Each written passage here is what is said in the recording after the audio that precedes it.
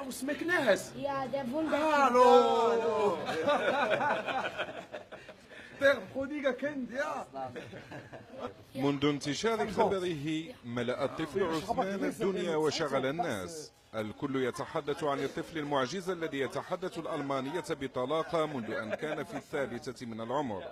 Gott hat es mir gegeben. هواجس أسرة عثمان بدأت عندما بلغ الثالث من العمر، وهو السن الذي يبدأ فيه الأطفال عادة بتهجي الكلمات السائدة في محيطهم. حكاية أغرب من الخيال. كبر الولد شوية، خرج لهاد الجردة هنايا اللي في الباب، جا واحد الصديق كيبيع المرسيدس، جا من ألمانيا، دخل عندي، السلام عليكم السلام، فطرنا، خرجنا لقينا هذا كيلعب مع واحد الجرو هنايا في الباب، وشي ثلاثة ديال القطط كيهضر معاهم، بخا الآخر داير كيدير فيها كيشوف. عيط لي السي محمد، قلت له نعم. قال لي الولد راه كيهضر بالألمانية. قلت له أنا كيفاش داير هاد اللغة الألمانية؟ ماشي بحال العربية؟ قال لي لا، راه الألمانية هادي باش كيهضر. بتلك اللغة الغريبة على مجتمعه وأهله كان عثمان يخاطب محيطه الإنساني، يخاطب كلبه وفراخه والقطط التي أحبها وأحبته.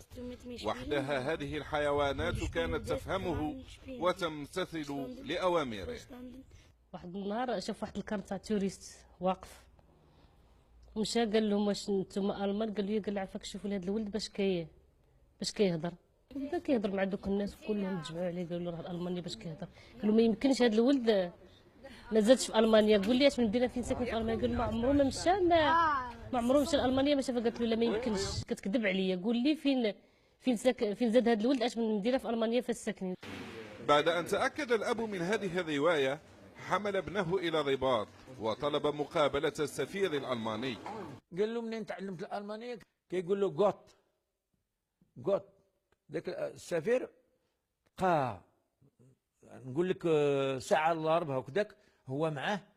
قال له اش بغيت تكون عثمان في المستقبل ديالك اش غادي دير؟ قال له غادي نكون بريزيدون الألمان.